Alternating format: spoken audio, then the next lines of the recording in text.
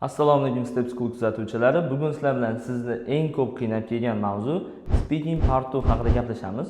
Agar siz speaking part 1 haqida o'rganmoqchi bo'lsangiz, oldingi videomizni tomosha qiling. Part 2da ko'pchilikni qiynaydigan narsa bu to'xtamasdan ravon 2 minut gapirish.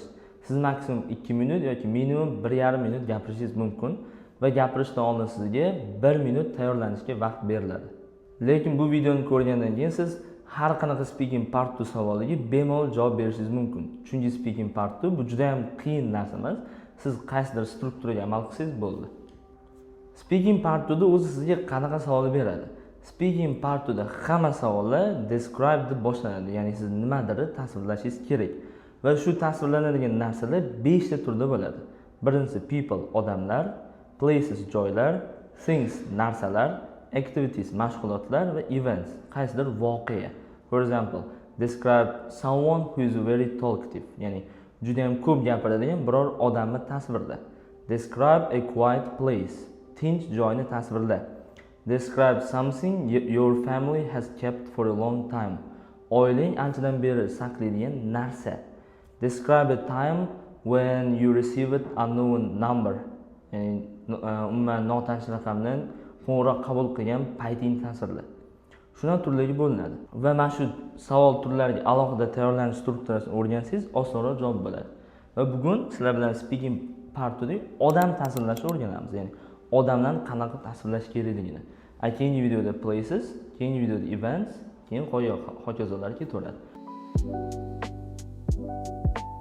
Bugun odamlar har doim kimdir tasvirlayotganda o'zini prompti bor. 4 ta promptida doim bir xil narsa bo'ladi. Ya'ni birinchisi who this person is. You should say who this person is. Yani, bu odam kim?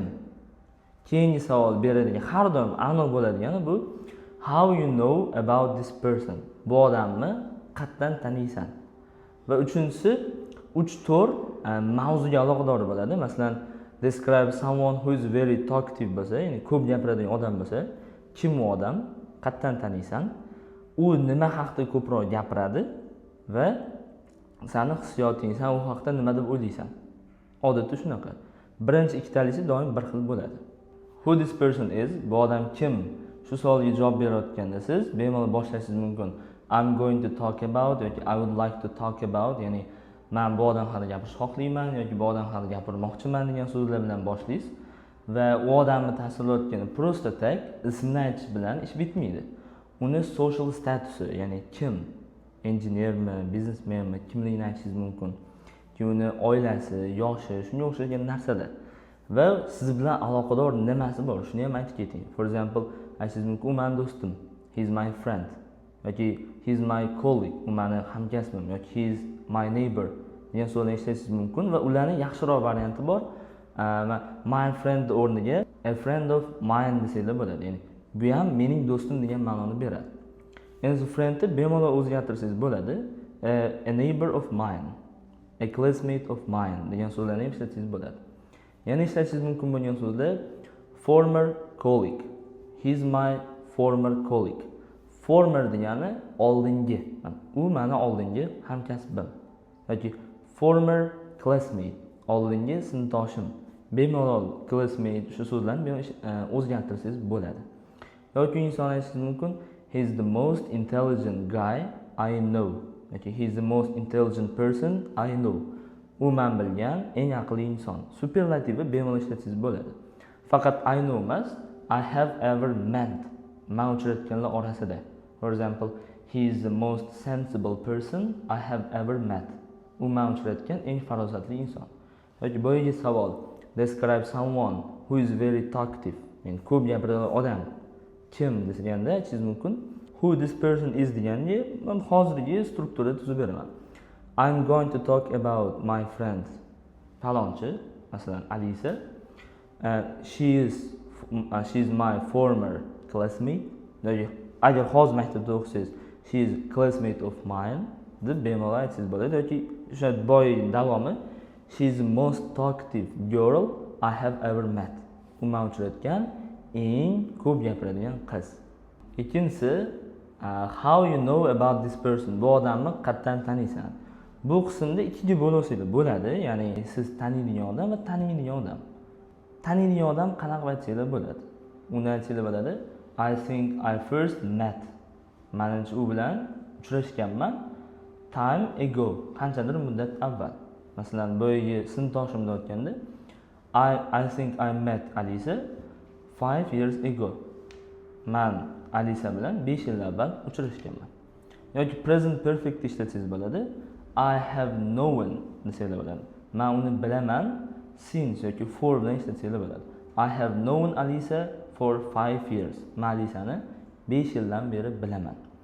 Endi biz speaking idiomalar qo'shsak bo'ladi. Bu lug'at boyligimizga yordam beradi. For donkey's years desak bo'ladi. Bu o'zbeklar to'rdan to'g'ri tarjima qilsak, dinozavrlar davridan beri degan. Masalan, I have known Alisa for donkey's years. Ancha-muncha paytdan beri bilaman degan. Yoki bitta fraza bor, we go back a long time. Anchadan beri biz birgamiz degan.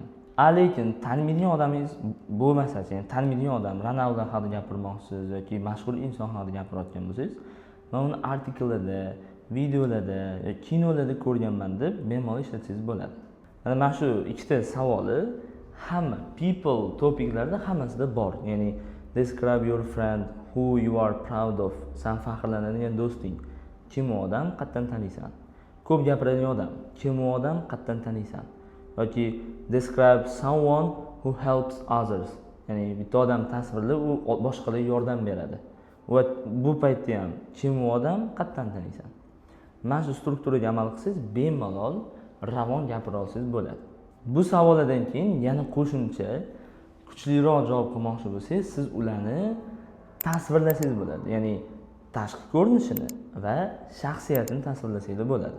Tashqi ko'rinishi deganda uni yuz tuzilishlari, sochini rangi, qaddi qomati, yelkalari har xil yuz ifodalari bo'lishi mumkin va kiyinish stili ham bu tashqi ko'rinishga kiradi. Shaxsiyatchi, shaxsiyat haqida ko'proq gapirsak bo'ladi va unda deyarli ko'proq va men maslahat beraman, shaxsiyat haqida ko'proq gapirishni. Masalan, siz mumkin boyagi savolga ko'p gapiradigan odam. Siz ko'p gapirishni aytdingiz, nimalar haqida gapirishni aytdingiz, o'zining shaxsiyatini aytganda u ko'p gapiradigan bo'lishiga qaramasdan juda ham soddagina qiz yoki sodda lekin irodali deyishingiz mumkin. Shu sifatlarni aytsangiz bo'ladi. Tashqi ko'rinish va shaxsiyatni qanaqa aytamiz desanglar, Instagram videolarimizni ko'rsanglar, biz speaking challenge qilganmiz. Aynan speaking partga xuddi shu tashqi ko'rinish va shaxsiyatga oid hamma so'zlarni, yuqori darajadagi so'zlarni hammasini o'rgatganmiz. Lekin bitta qo'shimcha va foydali tip, siz kimdir shaxsiyatini aytasiz, masalan, u irodali deyishingiz bilan ish bitmaydi. Siz uni tushuntirib bering. Masalan, irodalimi? Ha, mana aytdingiz. He is one of the most determined people I know. U men bilgan eng irodali insonlardan biri va bunga isbot bering. Proof bersangiz, sizning javobingiz anchagina yaxshiroq chiqadi. Masalan, u juda ham irodalimi? Aytishingiz mumkin. Masalan, o'tgan yili yoki o'tgan oy imtihondan avval u bir hafta to'xtamasdan tayyorlandi deyishingiz mumkin. Bu ham irodaliga misol bo'ladi. Yoki kimdir shaxsiyati saxiy inson bo'lishi mumkin yoki boshqalarga yordam beradigan inson, mana helpful and generous person bo'lishi mumkin. Siz ham bitta shu gapni aytib qo'yib to'xtab qolmang. Aytishingiz mumkin, u har doim boshqalarni birinchi o'ringa qo'yadi, o'zi haqida o'ylamaydi, xayriya tadbirlariga qatnashadi degan gaplarni ham bemalol qo'shishingiz bo'ladi va bu sizga katta ball olishingizga yordam beradi. Oxirgi savollarga, promptdagi oxirgi savollarga nima qilamiz desanglar, unda o'qish kerak, guys. Boshqa iloji yo'q, unga struktura yo'q. Hamma topikka alohida savol bo'ladi. Unga o'qishingiz kerak. Bilaman bu video foydali bo'ldi. Rahmatga hojat yo'q. Shunchaki like bosib qo'ying va bizga obuna bo'lib qo'ying.